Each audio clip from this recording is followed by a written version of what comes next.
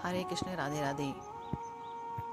पूजनीय सेठ जी श्री जयदयाल जी गोयनका जी बताते हैं कि गीता पढ़ने के क्या लाभ हैं। तो आइए जानते हैं उनके शब्दों में। श्रीमद् भागवत गीता एक परम रहस्यमय, अत्यंत महत्वपूर्ण सार्वभौम ग्रंथ है। यह साक्षात भगवान की दिव्य वाणी है, उनके हृदय का उद्धार है। इसका महत्व बतलाने की वाणी में शक्ति नहीं है। इसकी महिमा अपरिमित है। यथार्थ में इसका वर्णन कोई नहीं कर सकता। शेष, महेश, गणेश, दिनेश भी इसकी महिमा को पूरी तरह से नहीं कह सकते, फिर मनुष्य की तो बात ही क्या है। इतिहास, पुराण आदि में जगह जगह इसकी महिमा गाई गई है, किंतु उन सबको एकत्र करने पर भी यह नहीं कहा जा सकता कि इसकी महिमा इतनी ही है, क्योंकि उसकी महिमा का कोई पार नहीं है। गीता आनंद सुधा का सीमा रहित छलकता हुआ समुद्र है। इसमें भावों और अर्थों की इतनी गंभीरता और व्यापकता है कि मनुष्य जितनी ही बार इसमें डुबकी लगाता है, उतनी ही बार वह नित्य नवीन आनंद को प्राप्त कर मुदित और मुग्ध होता है। रत्नाकर सागर में डुबकी लगाने वाला चाहे रत्नों से वंचित रह जाए, पर इस दिव्य रसामृत समुद्र में डुबकी लगाने वाला कभी खाली हाथ नहीं निकलता। इसकी सरस और सार्थ सुधा इतनी स्वादु है कि उसके ग्रहण से नित्य नया स्वाद मिलता रहता है। रसिक शेखर श्याम सुंदर की इस रसीली वाणी में इतनी मोहकता और इतना स्वाद भरा है कि जिसको एक बार इस अमृत की बूंद प्राप्त हो गई, उसकी रुचि उत्तरोत्तर बढ़ती ही रहती है। गीता एक सर्वमान्य और प्रमाण स्वरूप अलौकिक ग्रंथ है। एक छोटे से आकार में इतना विशाल योग भक्ति ज्ञान से पूर्ण ग्रंथ संसार की प्रचलित भाषाओं में दूसरा कोई नहीं है। इसमें संपूर्ण वेदों का सार संग्रह किया हुआ है। इसकी संस्कृत बहुत ही मधुर, सरस, सरल और रुचिकर है। इसकी भाषा बहुत ही उत्तम एवं रहस्य युक्त है। दुनिया की किसी भी भाषा में ऐसा सुबोध ग्रंथ नहीं है। मनुष्य थोड़ा अभ्यास करने से भी सहज ही इसको समझ सकता है, परंतु इसका आशय इतना गूढ़ और गंभीर है कि आजीवन निरंतर अभ्यास करते रहने पर भी उसका अंत नहीं आता, वरन प्रतिदिन नए नए भाव उत्पन्न होते रहते हैं। इससे वह सदा नवीन ही बना रहता है। गीता में सभी धर्मों का सार भरा हुआ है। संसार में जितने भी ग्रंथ हैं, उनमें गीता जैसे गुण और उन्नत विचार कहीं दृष्टिगोचर नहीं होते। गीता के साथ तुलना की जाए तो उसके सामने जगत का समस्त ज्ञान तुच्छ है। गीता वर्तमान समय में भी शिक्षित, अशिक्षित, भारतीय या भारतीयतर सभी समुदायों के लिए सर्वथा उपयुक्त ग्रंथ है। गीता जैसा अपूर्व उपदेश और विलक्षण एकता तथा समता कहीं नहीं दिखाई पड़ते। गागर में सागर की भांति थोड़े में ही अनंत तत्व रहस्य से भरा हुआ ग्रंथ अन्य नहीं देखने में आता। गीता का उपदेश बहुत ही उच्च कोटि का है। गीता में सबसे ऊंचा ज्ञान, सबसे ऊंची भक्ति और सबसे ऊंचा निष्काम भाव भरा हुआ है। गीता के उपदेश को देखकर मनुष्य के हृदय में स्वाभाविक ही यह प्रभाव पड़ता है कि यह मनुष्य रचित नहीं है। गीता एक उच्च कोटि का दर्शन शास्त्र है। यह सिद्धांत रत्नों का सागर है। इसके अध्ययन से नित्य नए उच्च कोटि के भाव रत्न प्राप्त होते रहते हैं। गीता का श्रद्धा प्रेम पूर्वक गायन करने से इतना रस आता है कि उसके सामने सारे रस फीके हैं। गीता मनुष्य को नीचे से नीचे स्थान से उठाकर ऊंचे से ऊंचे परम पद पर आरूढ़ कराने वाला एक अद्भुत प्रभावशाली ग्रंथ है। मनुष्य जब कभी किसी चिंता, संशय और शोक में मग्न हो जाता है और उसे कोई रास्ता नहीं दिखाई पड़ता, उस समय गीता के श्लोकों के अर्थ और भाव पर लक्ष्य करने से वह निश्चिंत, निसंशय और शोक रहित होकर प्रसन्नता और शांति को प्राप्त हो जाता है। गीता में बहुत से ऐसे श्लोक हैं जिनमें से एक श्लोक का या उसके एक चरण का भी यदि मनुष्य अर्थ और भाव समझकर अध्ययन करे और उसके अनुसार अपना जीवन बना ले तो उसका निश्चय ही उद्धार हो सकता है।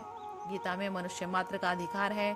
भगवान कृष्ण ने स्वयं कहा है, जो कोई मनुष्य दोष दृष्टि से रहित और श्रद्धा युक्त होकर मेरे इस सिद्धांत का सदा अनुसरण करते हैं, वे भी संपूर्ण कर्मों से छूट जाते हैं। यहाँ भगवान ने मानवः कहकर ये स्पष्ट व्यक्त कर दिया है कि एक जाति विशेष यह व्यक्ति विशेष के लिए ही नहीं है, इसमें मनुष्य मात्र का अधिकार है। प्रत्येक वर्ण, आश्रम, जाति, धर्म और समाज का मनुष्य इसका अध्ययन करके अपना कल्याण कर सकता है। आध्यात्मिक दृष्टि से सारी मानव जाति पर ही गीता का बहुत प्रभाव पड़ा है। भगवान श्री कृष्ण का हिंदू जाति में अवतार हुआ था, इसलिए लोग गीता को प्रायः हिंदुओं का ही धर्म ग्रंथ समझते हैं, पर वास्तव में ये केवल हिंदुओं के लिए ही नहीं है। ईसाई, मुसलमान आदि सभी धर्मावलंबियों के लिए और धर्म को न मानने वालों के लिए भी समान रूप से कल्याण का मार्ग दिखाने वाला प्रकाश में दिव्य सूर्य है। केवल भारतवासियों के लिए ही नहीं, संपूर्ण पृथ्वी पर निवास करने वाले सभी मनुष्य के लिए भगवान श्री कृष्ण ने इस गीता का उपदेश किया है। मनुष्य की तो बात ही क्या है, देवता, गंधर्व, यक्ष, राक्षस आदि जितने भी बुद्धि युक्त प्राणी हैं, उन सभी के लिए ये कल्याण में भंडार है। कोई कोई ऐसा कहते हैं कि गीता तो केवल सन्यासियों के लिए है, किंतु ऐसा समझना गलत है, क्योंकि अर्जुन ने कहा था कि गुरुजनों को न मारकर मैं भिक्षा का अन्न खाना कल्याणकारक समझता हूँ, किंतु भीख मांगकर खाना क्षत्रिय का धर्म नहीं, सन्यासी का धर्म है।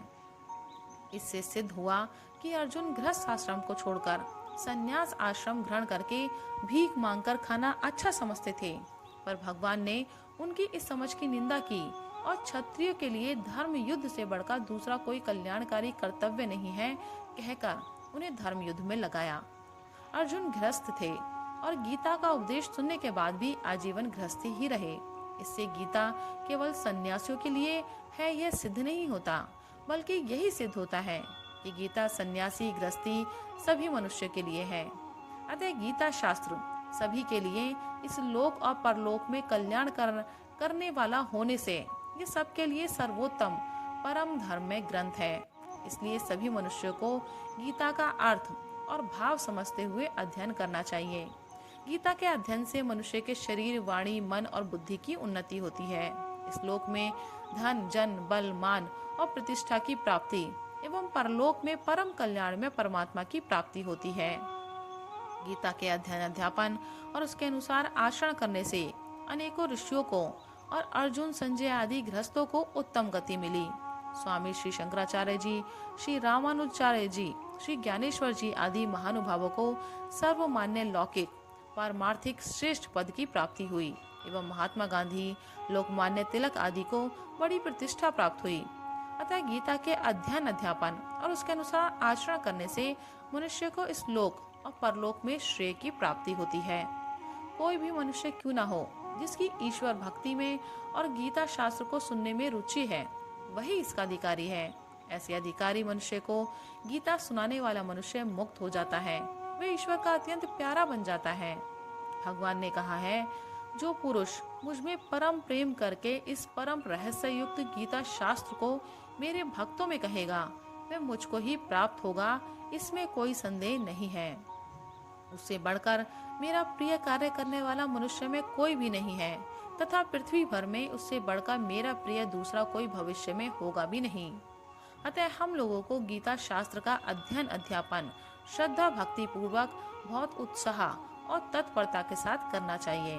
गीता के अध्ययन करने का फल और महत्व वर्णन करते हुए स्वयं भगवान श्री कृष्ण कहते हैं, जो पुरुष इस धर्म में हम दोनों के संवाद रूप गीता शास्त्र को पढ़ेगा, उसके द्वारा भी मैं ज्ञान यज्ञ से पूजित होऊंगा, ऐसी मेरी मान्यता है। अर्थ और भाव को समझकर गीता का अभ्यास करने पर अन्य शास्त्रों के अध्ययन की आवश्यकता नहीं रहती। श्री वेद व्यास जी ने कहा है, गीता का ही भली भांति गान करना चाहिए, अर्थात उसी का भली भांति श्रवण, कीर्तन, पठन, पाठन, मनन और धारण करना चाहिए। फिर अन्य शास्त्रों के संग्रह की क्या आवश्यकता है, क्योंकि वह स्वयं पद्मनाभ भगवान के साक्षात मुख कमल से निकली हुई है। यहाँ पद्मनाभ शब्द का प्रयोग करके श्री वेद व्यास जी ने यह व्यक्त किया है कि यह गीता उन्हीं भगवान के मुख कमल से निकली है, जिनके नाभि कमल से ब्रह्मा जी प्रकट हुए और ब्रह्मा जी के मुख से वेद प्रकट हुए, जो संपूर्ण शास्त्रों के मूल हैं। अतः संसार में जितने भी शास्त्र हैं, उन सब शास्त्रों का सार गीता है। दुनिया में जो किसी भी धर्म को मानने वाले मनुष्य हैं, उन सभी को ये समान भाव से स्वधर्म पालन में उत्साह दिलाती है।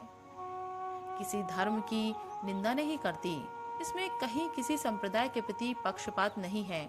गीता सारे उपनिषदों का सार है। संपूर्ण उपनिषद गौ के समान है। गोपाल नंदन श्री कृष्ण दूध दूहने वाले हैं। कुंती पुत्र अर्जुन बछड़ा है। महत्वपूर्ण गीता का उपदेश अमृत ही दूध है और सात्विक उत्तम बुद्धि वाले पुरुष ही उसके पीने वाले हैं। गीता गंगा से भी बढ़कर है। शास्त्रों में गंगा स्नान का फल मुक्ति बतलाया गया है, परंतु गंगा में स्नान करने वाला स्वयं मुक्त हो सकता है। वह दूसरों को संसार सागर से तारने में समर्थ नहीं है, किंतु गीता रूपी गंगा में गोता लगाने वाला स्वयं तो मुक्त होता ही है, वह दूसरों को भी तार सकता है।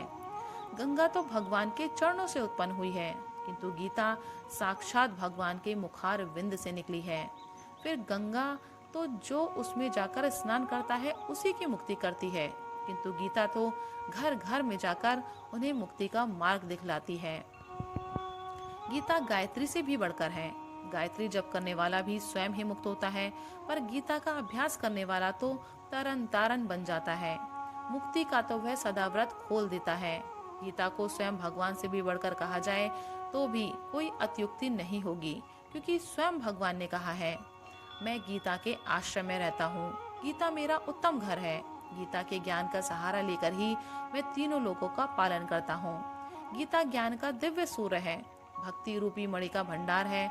निष्काम कर्म का अगाध सागर है। गीता में ज्ञान, भक्ति और निष्काम भाव का तत्व रहस्य जैसा बतलाया गया है, वैसा किसी ग्रंथ में भी एकत्र नहीं मिलता। आत्मा के उद्धार के लिए तो गीता सर्वोपरि ग्रंथ है ही। इसके सिवा यह मनुष्य को सभी प्रकार की उन्नति का मार्ग दिखलाने वाला ग्रंथ भी है। जैसे शरीर की उन्नति के लिए गीता में सात्विक भोजन बतलाया गया है। आयु, बुद्धि, बल, आरोग्य, सुख और प्रीति को बढ़ाने वाले रसयुक्त, चिकने और स्थिर रहने वाले तथा स्वभाव से ही मन को प्रिय ऐसे आहार अर्थात भोजन करने के पदार्थ सात्विक पुरुष को प्रिय होते हैं। भाव यह है कि इस प्रकार के सात्विक आहार के सेवन से आयु, अंतःकरण, बल, आरोग्य, सुख और प्रीति बढ़ती है, किंतु इसके विपरीत शरीर को हानि पहुंचाने वाले राजस, तामस भोजन का त्याग करने के लिए निषेध रूप से उनका वर्णन किया गया है। उत्तम आचरणों की शिक्षा के लिए शारीरिक तप बतलाया गया है। देवता, ब्राह्मण, माता पिता आदि गुरुजनों और ज्ञानी जनों का पूजन, पवित्रता, सरलता, ब्रह्मचर्य और अहिंसा, यह शरीर संबंधी तप कहा जाता है। वाणी को संयत और उन्नत बनाने के लिए वाणी का तप बतलाया गया है। जो उद्वेग न करने वाला, प्रिय और हितकारक एवं यथार्थ भाषण है तथा जो वेद शास्त्रों के पठन का एवं परमेश्वर के नाम जप का अभ्यास है, वही वाणी संबंधी तप कहा जाता है। मन को उन्नत बनाने के लिए मानसिक तप बतलाया गया है। मन की प्रसन्नता, शांत भाव, भगवत चिंतन करने का स्वभाव, मन का निग्रह और अंतःकरण के भावों की भली भांति पवित्रता, इस प्रकार वह मन संबंधी तप कहा जाता है। इसी प्रकार बुद्धि को उन्नत बनाने के लिए सात्विक ज्ञान और सात्विकी बुद्धि का वर्णन किया गया है। जिस ज्ञान से मनुष्य पृथक पृथक सब भूतों में एक अविनाशी परमात्म भाव को विभाग रहित संभाव से स्थित देखता है, उसी ज्ञान को तू सात्विक जान। हे पार्थ, जो बुद्धि प्रवृत्ति मार्ग और निवृत्ति मार्ग को, कर्तव्य और अकर्तव्य को, भय और अभय को तथा बंधन और मोक्ष को यथार्थ जानती है, वह बुद्धि सात्विकी है। इसके विपरीत राजस तामस ज्ञान का अध्याय 18 श्लोक 21-22 में और राजसी तामसी बुद्धि का अध्याय 18 श्लोक 31-32 में त्याग करने के उद्देश्य से वर्णन किया गया है। दुर्गुण, दुराचार, दुर्व्यसन मनुष्य की उन्नति में महान हानिकारक है, अतः उनका आसुरी संपदा बतलाकर उनका सर्वथा त्याग करने के लिए किया गया है। अध्याय 16 श्लोक 4 से 21 तक। इसके सिवा उन 26 गुणों और आचरणों को जो मनुष्य की उन्नति में मूल कारण है, सर्वथा उपादेय और मुक्ति के साधन बतलाकर उनका दैवी संपदा के नाम से वर्णन किया गया है। भय का सर्वथा अभाव, अंतःकरण की पूर्ण निर्मलता, तत्व ज्ञान के लिए ध्यान योग में निरंतर दृढ़ स्थिति और सात्विक दान, इंद्रियों का दमन, भगवान, देवता और गुरुजनों की पूजा तथा अग्निहोत्र आदि उत्तम कर्मों का आचरण एवं वेद आदि शास्त्रों का पठन पाठन तथा भगवान के नाम और गुणों का कीर्तन, स्वधर्म पालन के लिए कष्ट सहन और शरीर तथा इंद्रियों के सहित अंतःकरण की सरलता, मन, वाणी और शरीर से किसी प्रकार भी किसी को कष्ट न देना, यथार्थ और प्रिय भाषण, अपना अपकार करने वाले पर भी क्रोध का ना होना, कर्मों में स्वार्थ और कर्तापन के अभिमान का त्याग, अंतःकरण की उपरति अर्थात चित्त की चंचलता का अभाव, पर निंदा और परदोष दर्शन न करना, सब भूत प्राणियों में हेतु रहित दया, इंद्रियों का विषयों के साथ संयोग होने पर भी उनमें आसक्ति का न होना, कोमलता, लोक और शास्त्र से विरुद्ध आचरण में लज्जा और व्यर्थ चेष्टाओं का अभाव, तेज, क्षमा, धैर्य, शौचाचार, सदाचार एवं किसी में भी शत्रुभाव का न होना और अपने में पूज्यता के अभिमान का अभाव, ये सब अर्जुन दैवी संपदा को लेकर उत्पन्न हुए पुरुष के लक्षण हैं। न्याय प्राप्त होने पर गीता युद्ध करने की आज्ञा देती है, किंतु राग द्वेष से रहित होकर संभाव से भगवान अर्जुन से कहते हैं, जय पराजय, लाभ हानि और सुख दुख को समान समझकर उसके बाद युद्ध के लिए तैयार हो जा। इस प्रकार युद्ध करने से तू पाप को नहीं प्राप्त होगा। इसमें कैसी अद्भुत अलौकिक धीरता, वीरता, गंभीरता और कुशलता का रहस्य भरा हुआ है। फलासक्ति, अहंता, ममता से रहित होकर संसार के हित के उद्देश्य से कर्तव्य कर्म करना गीता का उपदेश है। गीता में बताए हुए ज्ञान योग, भक्ति योग, कर्म योग, सब साधनों का प्रधान उद्देश्य यह है कि सबका परम हित हो। इस उद्देश्य से स्वार्थ और अभिमान से रहित होकर संपूर्ण प्राणियों के साथ त्याग, समता और उदारता पूर्वक प्रेम और विनय युक्त व्यवहार करना चाहिए। उच्च कोटि के साधक की भी समता कसौटी है एवं सिद्ध पुरुष की भी कसौटी समता है। अतः संपूर्ण क्रियाओं, पदार्थों, भावों और प्राणियों में संभाव रखना यह गीता का प्रधान उपदेश है। गीता में सभी बातें युक्ति युक्त हैं। गीता के सिद्धांत है कि ना अधिक सोएं, ना अधिक जागे, ना अधिक खाएं और ना लंघन ही करें, अर्थात सब कार्य युक्ति युक्त करें, क्योंकि उचित भोजन और शयन न करने से योग की सिद्धि नहीं होती। इसी से भगवान ने कहा है, दुखों का नाश करने वाला योग तो यथा योग्य आहार विहार करने वालों का, कर्मों में यथा योग्य चेष्टा करने वालों का और यथा योग्य सोने तथा जागने वालों का ही सिद्ध होता है।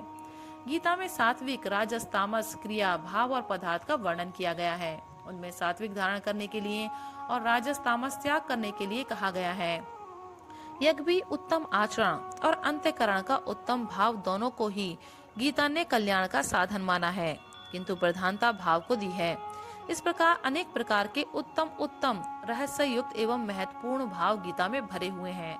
हम लोग धन्य हैं जो हमें अपने जीवन काल में गीता जैसा सर्वोत्तम ग्रंथ देखने, सुनने और पढ़ने पढ़ाने के लिए मिल रहा है। हमें इस सुअवसर से लाभ उठाना चाहिए। गीता का तत्परता के साथ श्रद्धा प्रेम पूर्वक अध्ययन करना चाहिए। गीता का अध्ययन करने वाले को चाहिए कि वह उसे बार बार पढ़े, हृदयंगम करे और मन में धारण करे एवं उसके प्रत्येक शब्द का इस प्रकार मनन करे कि वह उसके अंतःकरण में प्रवेश कर जाए।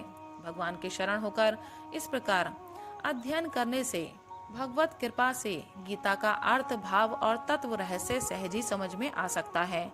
फिर उसके विचार, गुण और कर्म स्वयमेव गीता के अनुसार ही होने लगते हैं। गीता के अनुसार आचरण हो जाने से मनुष्य के गुण, आत्मबल, बुद्धि, तेज, ज्ञान, आयु और कीर्ति की वृद्धि होती है।